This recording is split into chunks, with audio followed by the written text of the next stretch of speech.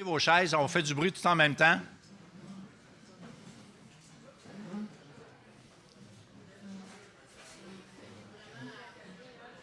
Hey, t'es proche. On appelle ça un VIP. Alors voilà. Est-ce que vous avez bien déjeuné?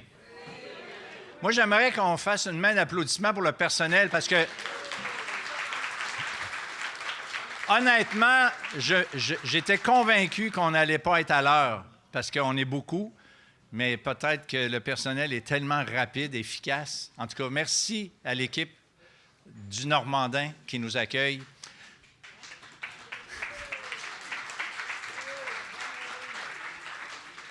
Alors, il ne me reste plus qu'à présenter Nadia Villeneuve-Lévesque. Ça dépend comment que vous voulez ça. Et Nadia, je la connais depuis quand même plus de 30 ans qu'elle dit. C'est ça.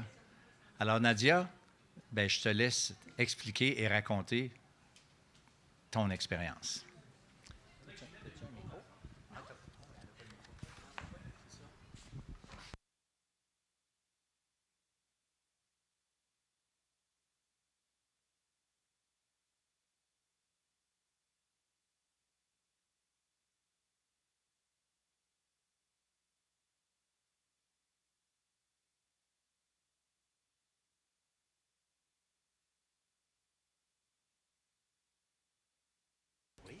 Ça, je... Dans ta poche?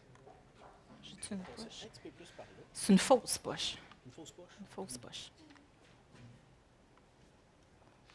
Oui, tout le monde m'entend bien? Super. À un certain âge, on commence à avoir besoin d'appareils. Avec là, je vais mettre mes lunettes pour mieux vous voir. Ah ben, il y a trop de monde.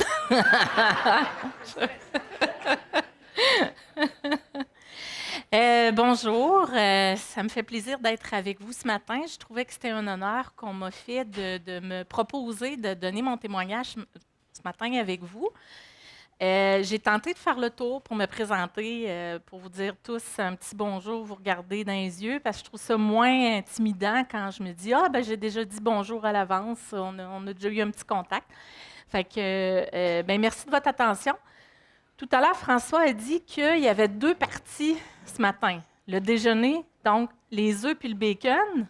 Puis ça, c'était quoi? Comment tu as qualifié ça, là, François? Que c'était une grosse partie.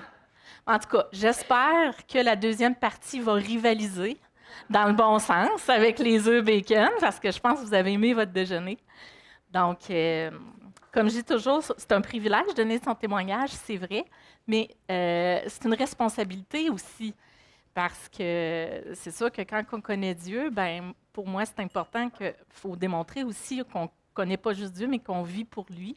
Fait que je trouve que c'est quand même une bonne responsabilité.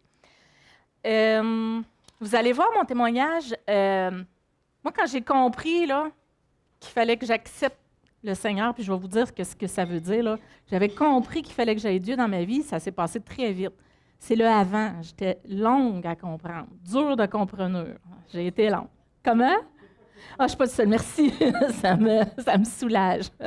Puis même, j'ai tellement été dure de compreneur que j'ai même une feuille pour vous faire un dessin parce qu'il m'a fallu un dessin pour comprendre. Puis j'ai amené un objet aussi. Fait que, fait que je vous explique tout ça. Ben pour commencer, je vais juste dire c'est quoi un témoignage. Puis ça, je trouve ça bien important parce que François, au début, il a dit pour vous attirer, comment il a dit ça? Pour vous attirer, on vous attire avec le déjeuner. Puis quelque chose de même. Un témoignage, en fait, c'est une histoire que je vous raconte qui m'est arrivée, tout simplement. Fait que le fait que je vous raconte ce qui s'est passé dans ma vie, j'en retire pas de bénéfice ou d'intérêt ou j'ai pas de gain à ça. Donc, ce que je vais vous raconter, c'est pas pour vous amener à faire quelque chose nécessairement, c'est pour que vous puissiez y réfléchir. Donc, j'ai pas d'intention cachée. Je veux juste simplement vous raconter ce qui s'est passé. Puis que vous puissiez y réfléchir par la suite si vous sentez qu'il y a des choses à réfléchir après. Donc, mon nom, bien sûr, c'est Nadia Villeneuve. Il y a mon mari ici, Eddie Lévesque. Ça fait 27 ans. J'ai eu un petit blanc. 27 ans qu'on est mariés. On a une fille de 25 ans qui est mariée depuis 3 ans. Moi, je travaille dans le réseau de la santé au CIUS de la capitale nationale, qui est maintenant... Pardon? Ah, bien, ça se peut qu'on soit vu parce que le CIUS, c'est 20 000 employés. Fait que ça se peut qu'on se connaisse.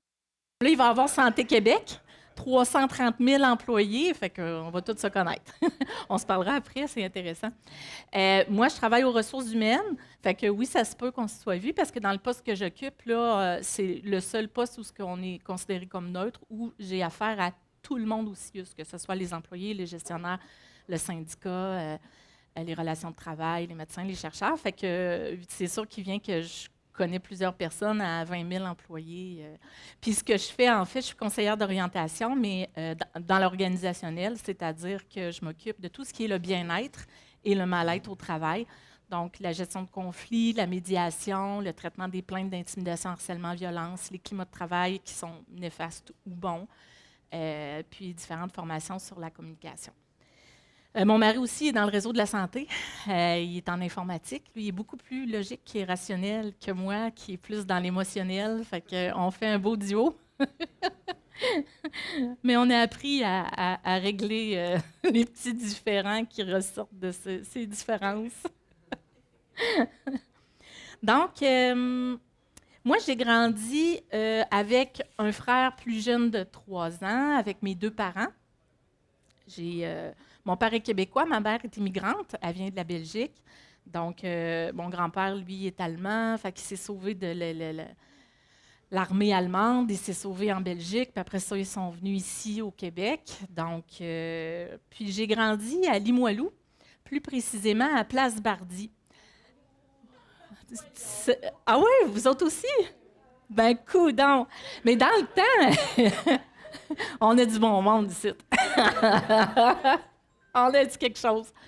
Ben c'est ça. Fait que dans le temps, ça venait d'être construit, hein, dans les début 70. C'était pour déplacer les gens qui étaient très, très pauvres en Basse-Ville, les déplacer dans cet endroit-là qui s'appelait Place Bardy, mais qui, dès la construction, s'appelait déjà Place Bandit dans le temps. C'était rough à l'époque. Hein? C'était vraiment rough à l'époque. C'était un coin dur. Fait qu'on apprenait à se débrouiller dans la vie. C'est pas pour rien que là, je suis avec les gens, intimidation, harcèlement, violence. Ça, c'était pas quelque chose qui était nouveau, que c'était courant à cette époque-là. Puis mon père, lui, vers l'âge de 20 ans, il a eu un accident de travail. Puis dans le temps, il n'y avait pas la CNESST et tout ça. Fait que il y a eu la colonne vertébrale presque sectionnée, fait qu'il y a eu une greffe de vertèbres. Puis après ça, il y avait beaucoup de difficultés à marcher, il y avait beaucoup de douleurs, fait qu'il était mécanicien. Donc, après ça, ça a été difficile pour lui de trouver du travail, mais surtout de le garder parce qu'il il avait trop mal, là, il souffrait beaucoup. Puis, ma mère, elle, était couturière, mais elle restait à la maison aussi là, pour les soins de la maison, prendre soin de nous.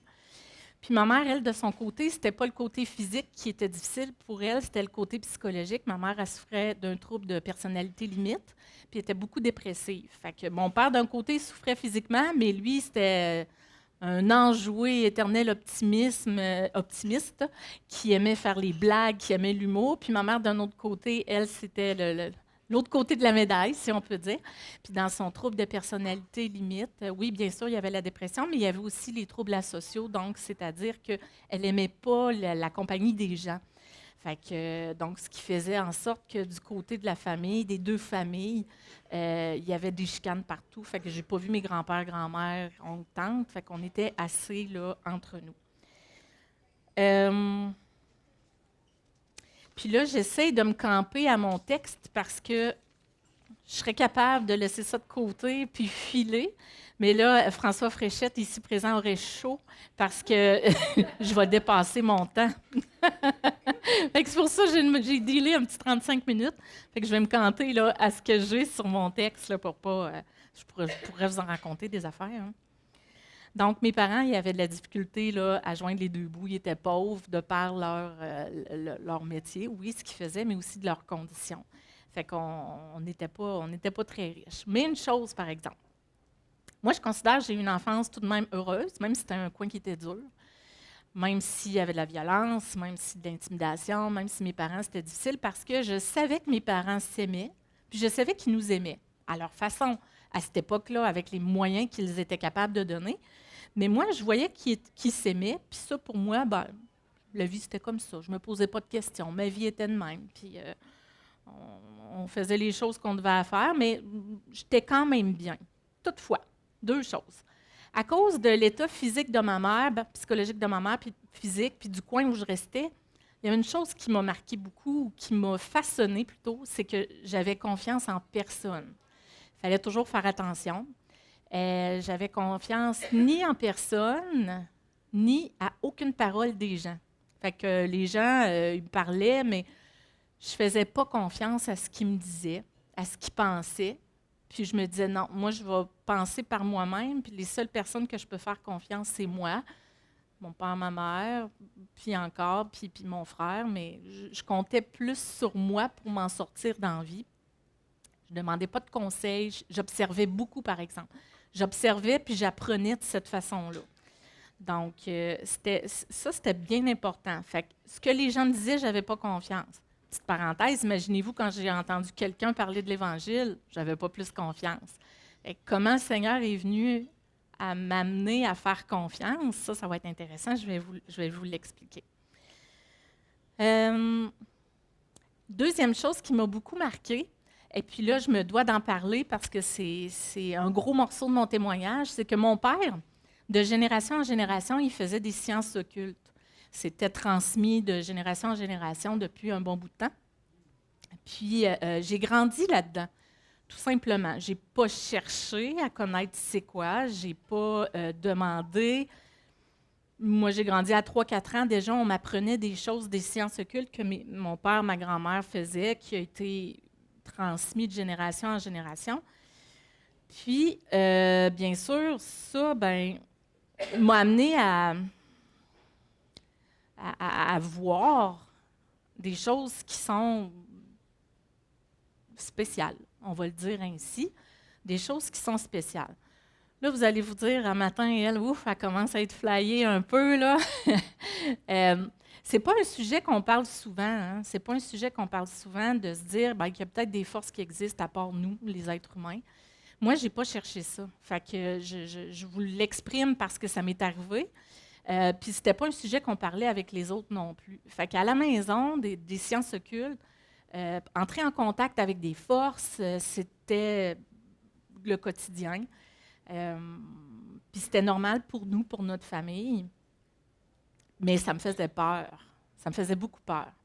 Même si, tranquillement, j'apprenais, puis que j'avais beaucoup plus de techniques, beaucoup plus je ne dirais pas de puissance, mais j'avais plus d'expérience, ça faisait peur, parce qu'on se rend compte que c'est des forces qu'on n'a pas le contrôle, là, puis que c'est des forces qui existent. Puis on ne peut pas le nier. En tout cas, tout ce que j'ai vu, je ne peux pas le nier. Ce n'est pas mon imagination à toutes ces années-là, ce qui s'est passé. Donc, c'était comme ça. Moi, mon enfance a été beaucoup liée aux sciences occultes, puis à apprendre de ces pratiques-là au fur et à mesure. Quand je vois, il y a des gens qui cherchent à apprendre ça, moi, je ne l'ai pas cherché. Il faut bien comprendre que ce n'était pas par intérêt, mais c'est parce que je sentais que j'avais le devoir de faire ça pour continuer cette tradition-là dans la famille.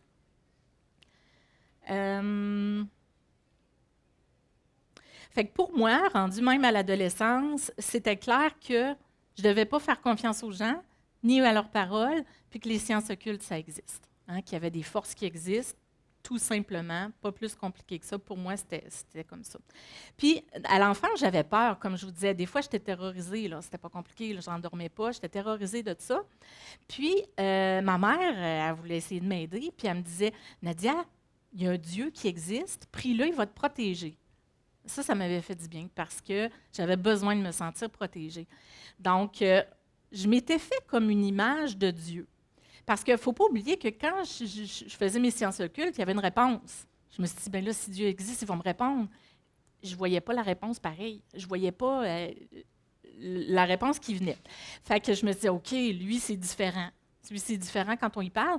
Fait que je m'étais imaginé Dieu. Puis je vous montre comment je me l'étais imaginé. Je me suis amené mon petite image. Tu sais, vous voyez, c'est dans le temps de Noël, là, les boules de Noël comme ça. Fait que ça, c'était vraiment, pour moi, c'était Dieu. C'était comme ça, pas plus compliqué que ça. Il y avait une boule comme ça qui me protège des attaques, qui me protège de plein de choses. Puis dans la boule, il y avait mon père, ma mère, mon frère et moi. Ça, c'était très fort pour moi. Je me disais, OK, Dieu, c'est ça pour moi. Fait que j'ai été longtemps à croire que Dieu pouvait se représenter comme ça parce que je n'avais pas d'autre représentation. C'est sûr, hein, à l'école, il y avait les cours de catéchèse qu'on appelait dans le temps, là, fin 70, début 80. Mais pour moi, j'avais juste compris que Jésus il pêchait du poisson. Fait que j'avais rien compris d'autre. Fait que je ne savais pas si c'était plus qui Dieu ou Jésus. Fait que ça ne pouvait pas tant que ça m'aider. Donc, pour moi, ça, c'était Dieu. Fait que tous les soirs, je priais Dieu de nous protéger.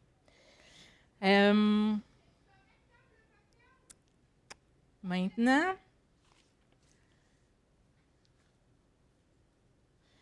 je sentais par contre que quand je demandais à Dieu de me protéger, je voulais croire qu'il me protégeait, puis qu'il y avait une confiance, une protection. J'essayais parce que je voyais vraiment une différence. C'est qu'il y avait les choses de mon père. Moi, j'appelais ça les forces à mon père, là, les choses de mon père. Dans ma tête, quand j'étais toute petite, il y avait le monde ordinaire, nous autres, qu'on ne parle pas de ça ordinairement. Puis il y avait Dieu, là, dans ma petite boule. Mais je savais que dans ce qui n'est pas les humains, là, il y avait Dieu, puis les forces à mon père, qu'à un moment donné, je devais probablement faire un choix. J'avais un peu, c'était flou comme ça dans ma tête. Donc, outre ça, dans ma vie, j'allais à l'école, au primaire, au secondaire, personne ne se doutait un peu de ce que j'avais comme vie. J'étais une petite fille super tranquille. Comme je vous dis, là, j'aimais regarder. Ce que j'aimais surtout, c'est lire. Il n'y avait personne qui lisait dans ma famille. Je venais autour de moi. Là, mes parents m'appelaient le rat de bibliothèque parce qu'ils trouvaient ça bien drôle. J'aimais beaucoup, beaucoup, beaucoup lire. Et puis, j'ai fait ça, pour vous dire, là, mon livre de chevet, quand j'étais jeune, c'était un dictionnaire, parce que moi, j'avais l'ambition de lire le dictionnaire. Je me suis rendue, je pense, à J ou L, je m'en souviens plus. J'aurais dû continuer, là, j'aurais fini. Là. En tout cas.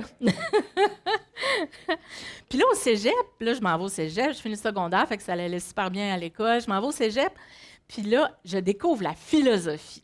Là, il y a peut-être des jeunes ici, là, des plus vieux ou jeunes qui ont passé par la philo. Moi, j'ai tripé la philo. Là. Hey, c'est qu'on apprend la vision de plein de monde sur plein de choses. Puis là, ils vont en profondeur pour expliquer. Là. Ah, moi, j'en ai mangé de la philo. Puis je me stinais, puis j'apprenais à voir le monde différemment. Puis j'en ai lu des livres. Puis là, à un moment donné, je trouvais que ça saturait. C'est-à-dire que je trouvais que ça revenait au fond toute la même chose. C'est-à-dire, les gens, ils ont beaucoup pensé, là. Il y a des grosses têtes qui ont pensé à la vie pour arriver à dire qu'il n'y a pas tant de vérité que ça dans sa terre. Un autre philosophe voit la vie avec sa façon à lui pour dire, ben c'est comme ça que moi je vois les choses. Un autre pensait, ben c'est comme ça que je vois les choses.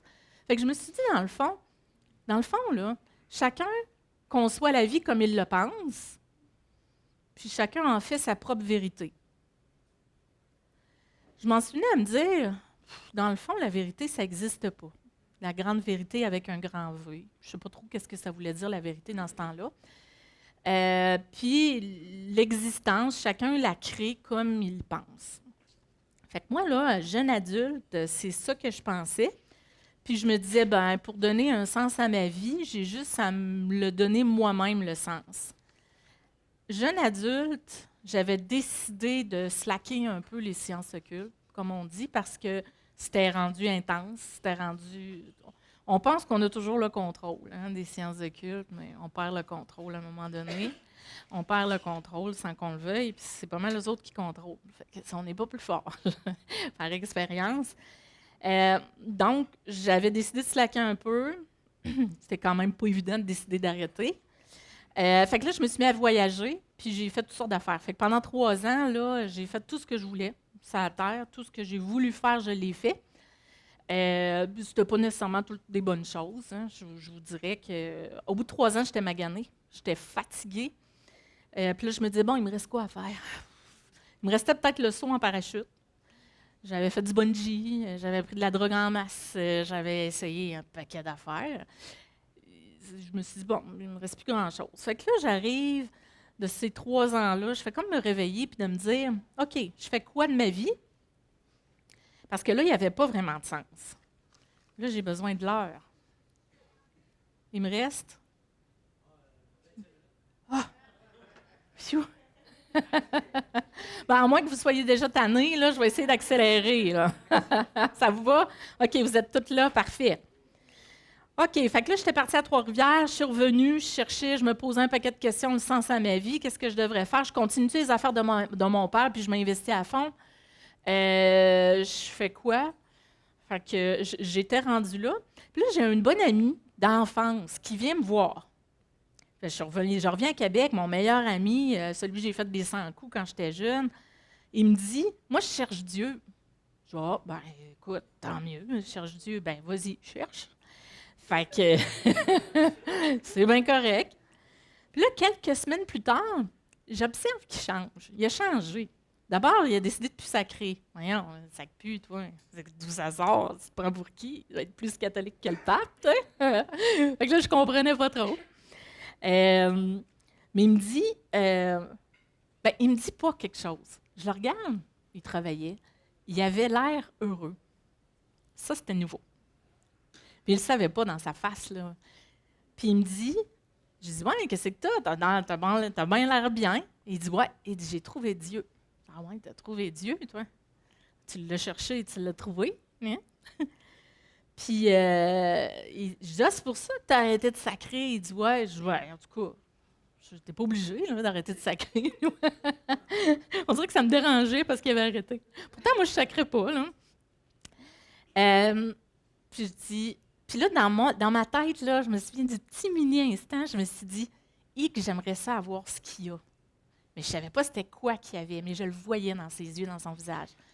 Fait qu'il dit, ouais, il dit, en tout cas, il dit, si tu veux apprendre à connaître Dieu, il dit, j'ai trouvé, lis la Bible.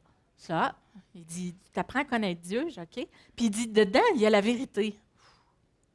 OK. Ah, je dis, attends un petit peu, là. Je dis, toi, tu me dis, tu as trouvé la vérité. Il dit, ouais, OK. Puis tu l'as trouvé dans un livre. Il n'a jamais lu, lui. Il n'a jamais lu. Moi, j'en avais lu des centaines de livres. C'est pas compliqué. Là, à 9 ans, j'avais lu la collection d'Agatha Christie, les 80 livres pendant l'été. J'ai une bibliothèque prime, je lisais tout le temps. Lui, il lisait jamais. Peut-être le TV Hebdo dans le temps, là, je me souviens. Là. Oh, ouais, il lisait ça. Mais là, tu me dis que dans ce livre-là, tu as trouvé la vérité, puis tu as trouvé Dieu, puis tu crois ça, toi. Ah, il dit, ouais, oui. Bien là, je l'estime. Voyons donc, c'est ce que tu me dis là. Ben il dit, garde, il dit, tu l'as-tu lu? Non, je n'avais pas lu celui-là. Ben il dit, lis-la. Il est tout tanné. Il dit, ben lis-la. C'est tout. Là, là-dedans, j'étais fâchée. J'ai dit, OK, je vais aller. Fait que pendant la fin de semaine, j'ai lu le Nouveau Testament. Il m'a dit, commence par le Nouveau Testament. Fait que là, je lis le Nouveau Testament. Pendant la fin de semaine, je ferme ça, moi. Pas contente. Et fâchée, là. C'est spécial. Je ne sais pas si vous l'avez déjà lu. Les histoires arrêtent, ils recommencent. On passe d'une place, on passe de l'autre place, on parle d'un, on parle de l'autre. C'est pas comme un autre livre, là. Ça paraît que c'est vieux, ce livre-là. Pas comme les autres. Les termes, les manières de se séparer. Mais l'affaire qui me fâchait, c'est que je comprenais absolument rien. Rien de rien. Il n'y avait rien que j'arrivais à voir. C'est quoi qu'il veut me dire dans ce livre-là? C'est quoi qu'il faut que je retienne? Puis ça, là, je n'arrivais pas à concevoir, que je ne comprenais pas. Ça m'a vraiment, comme un coup de masse, là, je l'ai vraiment senti comme ça, puis ça m'a fâchée. Puis là, bon, c'est ça. Fait que je dis, qu'est-ce qui se passe? Puis je comprends pas. Mais il y a une chose que je me suis souvenue. Moi, là, quand je faisais les sciences occultes, j'entrais en contact, j'avais des réponses. Je me suis dit, si Dieu il existe, ça va être la même affaire.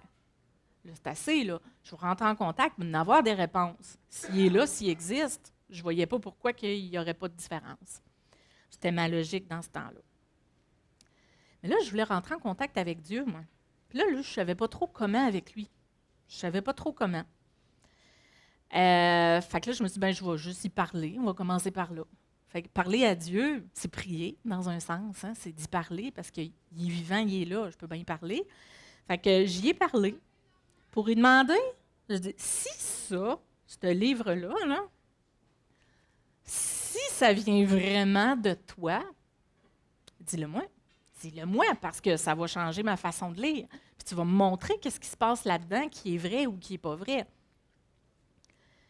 Tranquillement, je lisais. Bon, j'avais lu le Nouveau Testament là, pour être complètement déboussolée. Là, je lisais. Puis là, je lisais, puis tranquillement, je me dis, oh, OK, il y a un petit quelque chose. Mais ce que je me suis rendu compte, c'est que tranquillement, c'est pas ma logique qui s'est passé quelque chose, ni ma compréhension, c'est mon cœur. C'est comme si je m'attachais, c'est comme si j'aimais ce livre-là de plus en plus. Je ne sais pas comment vous l'expliquer. C'est comme ça que je l'ai ressenti. Quelques semaines plus tard, ça c'est en juillet 95, l'ami dont je vous ai parlé, il me dit, viens, il dit, je m'en vais dans une assemblée où ce qui parle de l'Évangile, il parle de comment on fait pour connaître Dieu. Je dis, ben c'est parfait, moi c'est ça que je cherche. Je veux savoir comment on fait pour entrer en contact avec lui. Fait qu'il m'amène dans une assemblée évangélique. Puis là, la personne qui parle, c'est un dimanche soir. La personne qui parle, c'est un monsieur, il dit, un peu gêné, puis je l'ai vu, il était là, il me regardait, puis là, il me regardait comme ça, de loin, puis il dit, je suis un peu mal à l'aise parce qu'il dit, d'habitude, c'est l'Évangile, mais il dit, là, ça ne sera pas l'Évangile. Il n'annonçait pas l'Évangile, il n'annonçait pas comment connaître Dieu ce soir-là. Fait que moi, je me suis dit, ah non, zut, moi, c'est ça que je voulais, mais en tout cas, je vais écouter ce qu'il a à dire. Puis ça a été encore plus merveilleux. Dieu a utilisé ça pour moi. Parce qu'il a parlé dans Proverbes, c'était 4 petits animaux. Il parlait d'une sauterelle, d'une fourmi. Bon, il parlait de ces animaux-là. Puis quand il parlait, là, je lisais, je me dis, parce que moi, je ne faisais pas confiance aux paroles des gens, vous vous souvenez, ça n'avait pas changé. Là. Mais je commençais à faire confiance à ce livre-là. Il est trop spécial. Pour en avoir lu beaucoup de livres, là, je vous le dis, là, ça vaut la peine de l'essayer. Il est vraiment spécial. De toute façon, on n'a pas de livre aussi vieux que ça dans notre bibliothèque en général. Il a passé les temps et les âges. Fait que là, je lisais, je dis, c'est-tu vrai ce qu'il dit? Ouais. Puis là, je regardais, puis la manière qu'il l'expliquait, c'était tellement simple. Il n'y avait pas de 5-6 000 interprétations, puis je voyais qu'il n'essayait pas de m'embarquer dans quelque chose. Il m'expliquait, il expliquait ces 4 petits animaux-là, bien simples. Puis là, en dedans de moi, j'ai dit, hey, lui, il réussit à comprendre. Pourquoi moi, je ne comprends pas?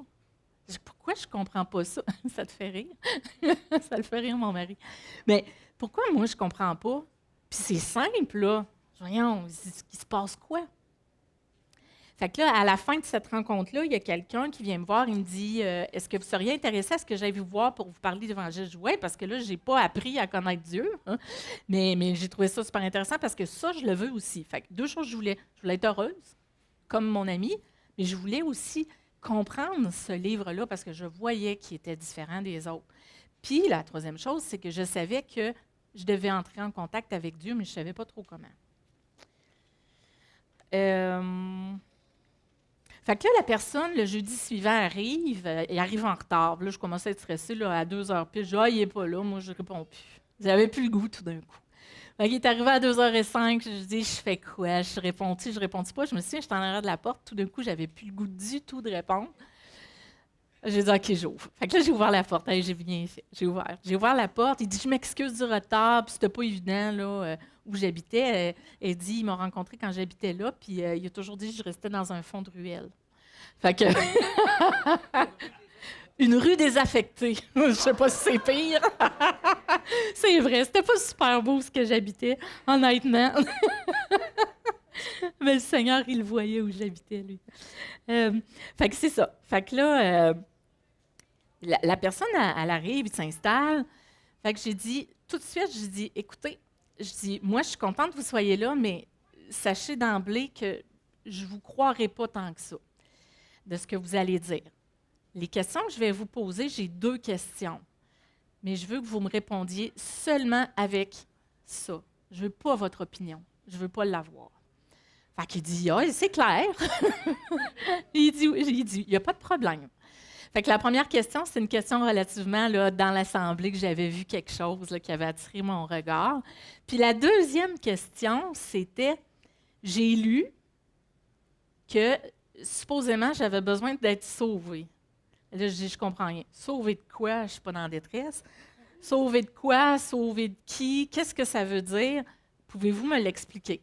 Ah, il dit oui. Il dit d'accord. Je me vous souvenez, hein, je ne veux pas votre opinion. Il l'a bien pris, hein, heureusement.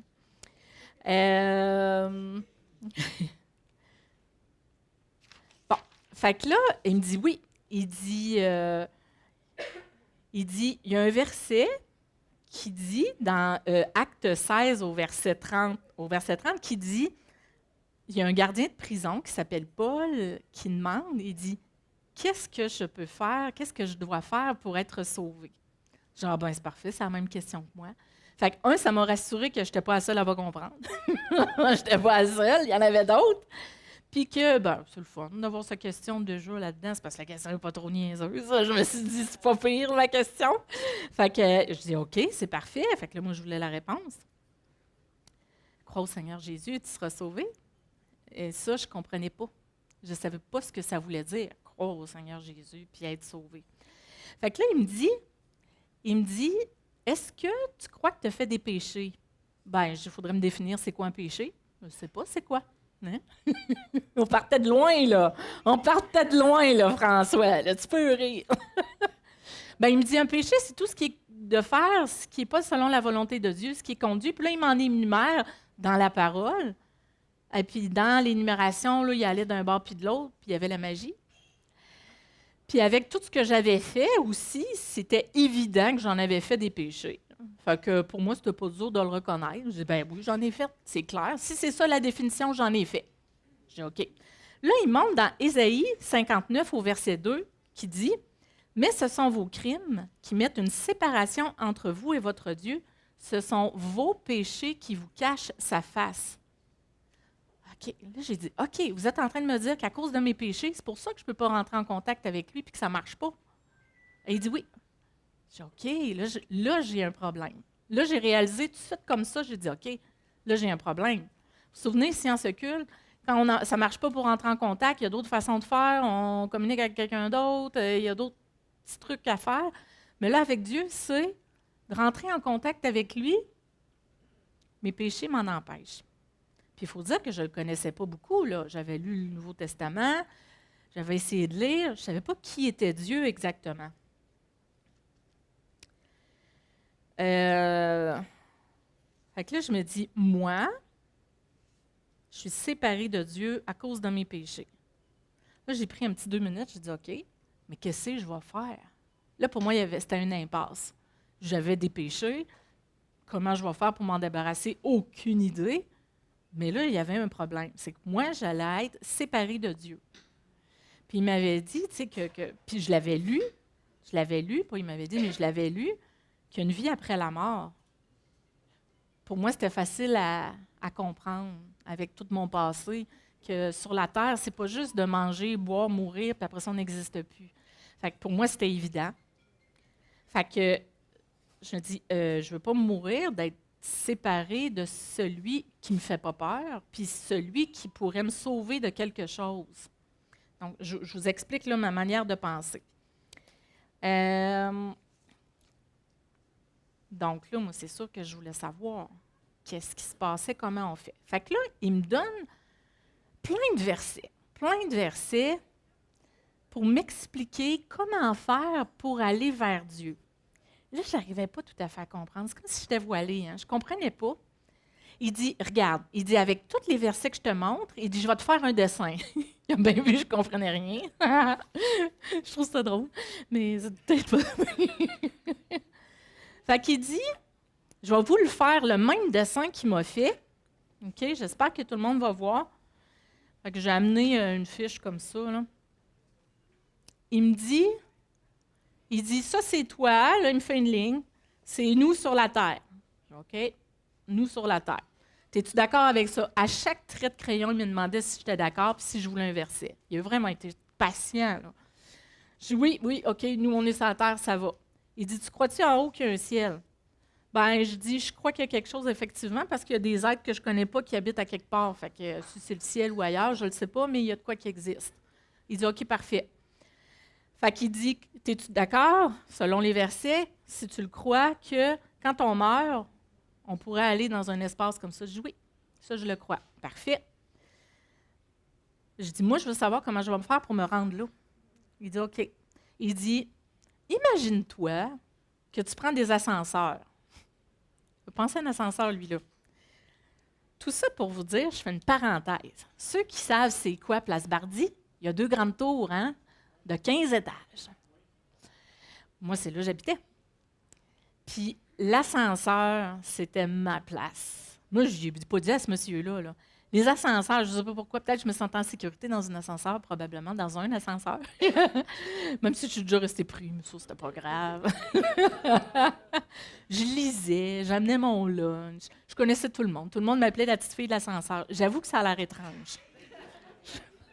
J'avoue que ça a l'air étrange. Mais il faut dire que c'était étrange chez nous aussi, là.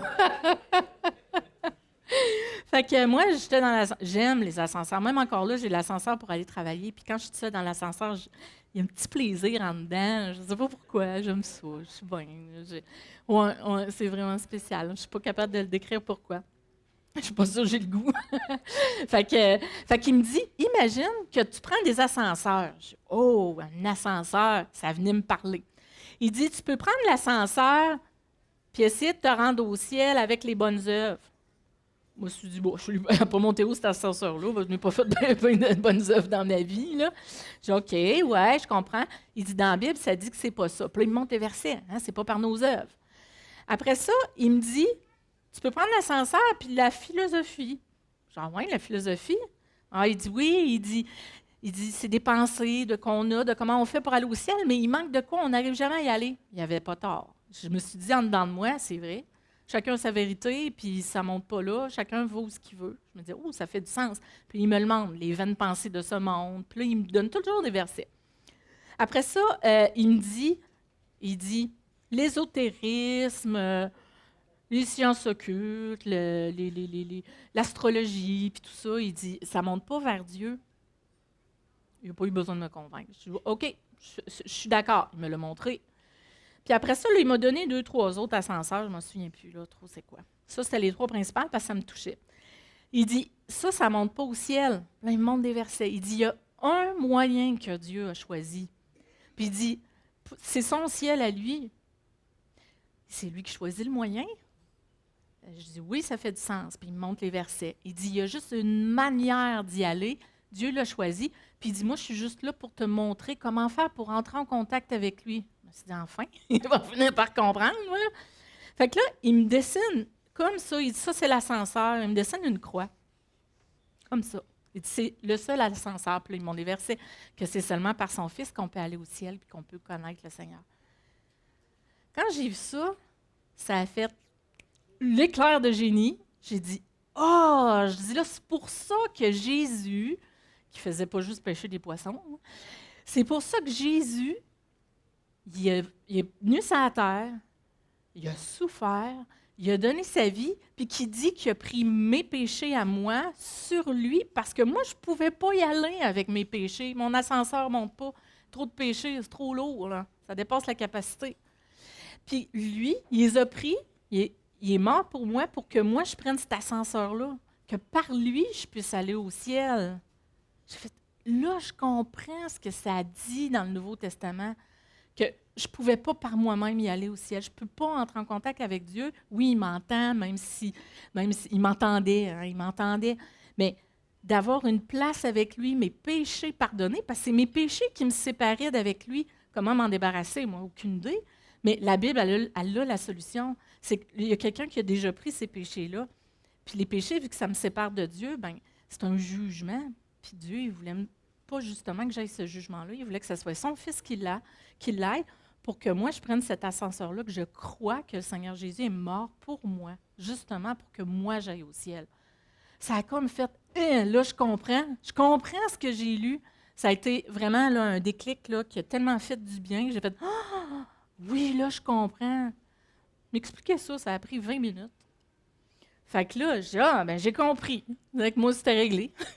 J'ai compris ça. Je dis, ben merci. Là, mon frère était dans l'appartement. Il était dans une chambre dans mon appartement. Lui, après, il a cru, lui aussi, mais par après.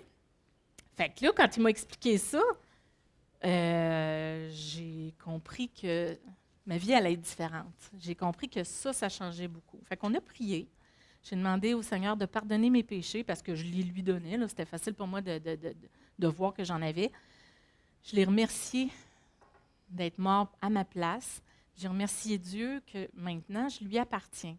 Puis après ça, il m'a montré des versets que, une fois que c'est fait, c'est pour toujours. Je n'ai pas besoin tout le temps de remettre mes péchés devant Dieu pour demander mon salut. Oui, je continue à faire des péchés, malheureusement. Oui, je continue à demander pardon à tous les jours. Tous les jours. Il me pardonne. Mais on s'entend que maintenant, quand je fais des péchés, ça me rend triste. Ça me rend triste parce qu'il est vivant, Dieu. C'est une personne vivante. Le Seigneur Jésus aussi, il nous répond.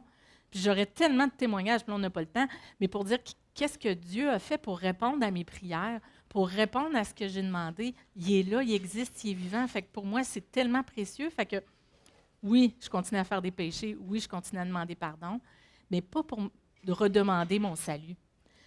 Fait que par après, ben c'est ça, vous comprenez bien que j'ai abandonné. Y es-tu là, François, là? OK. J'ai abandonné Sciences occultes. Hein, ça, c'est sûr. Ça n'a pas été facile. Mon frère continuait aussi, puis il habitait avec moi. Ça a été une grosse période difficile. Le Seigneur m'a aidé. Après ça, ben j'ai connu ce bel homme. Hein? Il est-tu beau? Il n'aime pas ça quand je dis ça. Et que je viens de le gêner. Mais, fait que je l'ai rencontré, on s'est mariés, on a notre fille, puis là, ben, grâce à Dieu, on est encore ici aujourd'hui là, pour témoigner de ce qu'il fait pour nous. Puis en tout cas, je pense que je vais couper ça là comme ça, ma fin.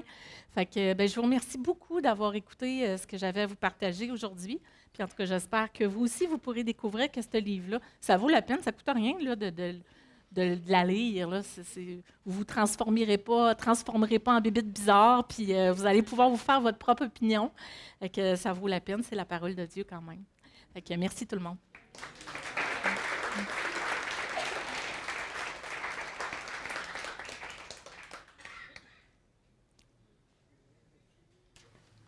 Merci beaucoup, Nadia.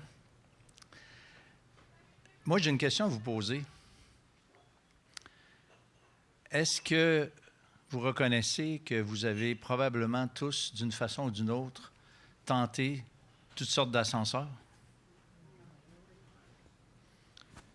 Puis, probablement la chose qui vous a déjà paru la plus sage, la façon, tu sais, enfin, j'ai compris que ça ne vous a pas donné de certitude. Qu'il y en a qui pensent exactement le contraire, puis qui ont exactement les mêmes sentiments, une certaine assurance que je devrais qualifier de fausse assurance. Elle nous a présenté, avec un dessin tout simple, 2 lignes, une verticale puis une horizontale, puis elle a dit, ça, c'est le chemin. Et c'est vraiment une façon, on ne peut plus résumer, du message de la Bible, mais surtout le message que Dieu a pour vous et pour nous aujourd'hui. On a tous le même problème. Nos péchés nous voilent sa face, nous séparent. Nos péchés, c'est comme un mur entre nous et Dieu. C'est ce que la Bible dit, Ésaïe 59. Elle a cité le verset. Puis que maintenant, on peut simplement aller à Dieu si on passe par la croix. Passer par la croix, ça exige 2-3 petites choses relativement simples. Pas compliquées, mais c'est l'œuvre de Dieu dans notre vie. La première, c'est de réaliser que mon péché est assez grave pour me priver de la présence de Dieu et de m'envoyer en jugement, pour ne pas dire en enfer pour l'éternité. Ça, c'est ce que la Bible dit. C'est gros, là, mais c'est ça. Mais que le Christ a payé pour ça, c'est ça le message de la croix. Le jugement de Dieu est tombé sur Jésus. Et nous, en échange de notre confiance, en échange de notre engagement envers lui par la foi, confiance, foi, c'est la même chose, il veut et peut pardonner nos péchés et vivre maintenant, après, en étroite collaboration, union, communion avec lui. C'est ça l'Évangile. On ne peut pas la résumer d'une façon plus simple. Merci Nadia, parce que l'homme a tendance à compliquer les choses, la femme aussi en passant, mais l'être humain a tendance à compliquer les choses. Mais ce n'est pas compliqué, mais c'est un engagement. C'est sûr que si vous pensez que vous pouvez continuer de vivre votre vie comme vous la vivez maintenant, bien, vous n'avez pas pris le bon ascenseur encore. C'est sûr que mon beau-père disait, quand on se convertit, notre chien devrait s'en apercevoir. Le changement est profond, pour de vrai. On a une paix en nous, on a un désir d'honorer Dieu, de le suivre, de marcher avec lui, et surtout de rendre témoignage, comme Nadia a fait ce matin. Elle avait d'autres choses à faire, j'imagine, aujourd'hui. Elle aurait pu faire bien d'autres choses, son sapin de Noël ou je ne sais pas quoi. Mais elle est venue ici. Puis vous êtes venus aussi ici ce matin. Je trouve ça cool. Mais c'est peut-être parce que vous avez un rendez-vous avec Dieu. Alors, j'aimerais juste te faire, en terminant, une prière que vous pouvez, avec laquelle vous pouvez vous associer. C'est ça l'idée ici. Et si vous êtes d'accord avec si vous êtes capable de vous approprier cette prière-là, bien, peut-être que vous allez avoir fait un pas, mais peut-être ça va être le pas qu'on appelle le pas du salut. Que vous êtes rentré ici, que vos péchés vous empêchaient d'être en contact avec Dieu, et vous pouvez sortir d'ici ce matin en étant en contact avec Dieu, parce que vous avez compris que c'est la croix qui fait la différence, que le Christ a porté nos péchés. Alors, on prie ensemble, on incline nos têtes, on oublie surtout ceux qui nous entourent. On est seul avec Dieu maintenant. Alors, Dieu, j'aimerais ça te dire d'abord merci, parce que j'ai entendu des choses que j'avais jamais compris. J'étais comme Nadia, je savais bien des affaires, mais je ne comprenais pas, au fond, je n'avais pas la clé. Puis là, Seigneur, Nadia nous a fait un dessin ce matin qui me fait comprendre que tout ce que j'ai fait, j'ai pensé, même mes prières peut-être qui sont montées jusqu'à toi, la réponse est venue ce matin à travers ce dessin. Puis j'aimerais ça, Seigneur, prendre au sérieux ce que tu as fait quand que Jésus est mort pour mes péchés, reconnaître qu'il a pris ma place, puis que lui, il veut maintenant, il est prêt de me pardonner, puis de me tenir par la main à partir de maintenant.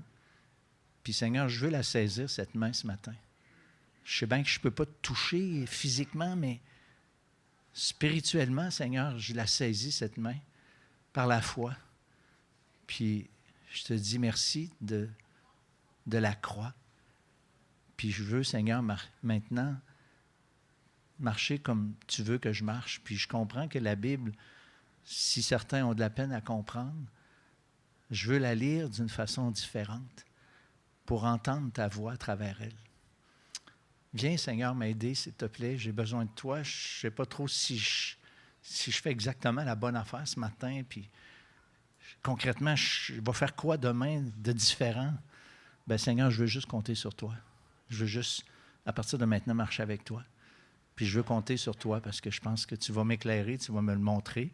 Il y a plein de monde ici qui ont fait cette expérience, qui pourront certainement m'aider. Alors viens, Seigneur, transformer ma vie ce matin. Je te donne ma vie, Seigneur. Je suis à toi. Le Seigneur Jésus m'a racheté, c'est ça que c'est marqué dans la Bible. Alors, je suis à toi. Je te dis merci, Seigneur, pour ça. Puis merci pour ce temps qu'on a eu ce matin. Merci pour le témoignage qu'on a entendu. Amen.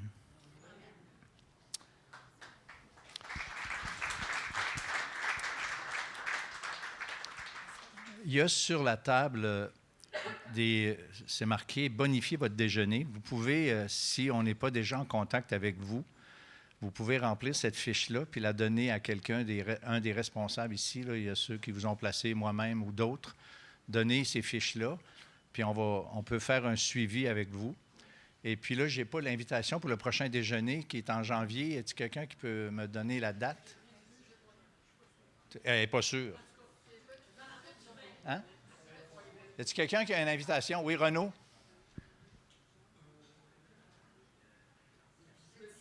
Le 18 janvier, merci. Alors, c'est à mettre dans vos agendas. Il y aura quelqu'un d'autre qui va raconter son histoire. Puis, ce soir, il y a une petite soirée spéciale musicale. Mais là, malheureusement, j'ai essayé de trouver sur mon téléphone. Je n'ai pas l'adresse. Encore là, y a-t-il quelqu'un qui peut m'aider? La soirée musicale avec Singé, Guéa et compagnie? Non? Mais c'est ici à Saint-Romuald, pas très loin. Ah, c'est le Juvénat? Ah, OK. Bon, Juvénat de Saint-Romuald. Alors, c'est à 6h30, hein, je pense. Et je pensais qu'elle allait être là ce matin pour me confirmer l'information comme il faut. Mais c'est une soirée où c'est qu'il y aura des chants. C'est des amis de l'Assemblée évangélique de la Rive-Sud qui vont faire un genre de prestation. Et puis, il y aura aussi un court message de la parole de Dieu par moi-même, en fait. On m'a demandé de prendre la parole, alors... 23-21, chemin du fleuve, et ce n'est pas Juvénat. C'est proche du Juvénat. Parfait. 23-21, chemin du fleuve. Bref. OK, merci. Nadia, tu voulais-tu dire quelque chose? Oui. Tu voulais-tu nous chanter une petite chanson? Non. Une petite affaire, c'est que je crois, ça vient de me popper quand je me suis levée. J'ai oublié de vous dire le verset qui m'a fait cliquer. Ça, c'est super important. Le verset, vous allez voir, il est quand même très important. Ça dit, c'est « Je suis le chemin, la vérité et la vie. Nul ne vient au Père que par moi. » Pourquoi j'avais vu ça, lu ça, puis je n'avais pas compris. Donc, c'est ce verset-là que je tenais à vous dire. Jean 14, 6. C'est ça, oui? OK. C'est bon? Alors, au prochain déjeuner, puis remplissez vos petites cartes si vous n'êtes pas en contact déjà avec des amis. Merci.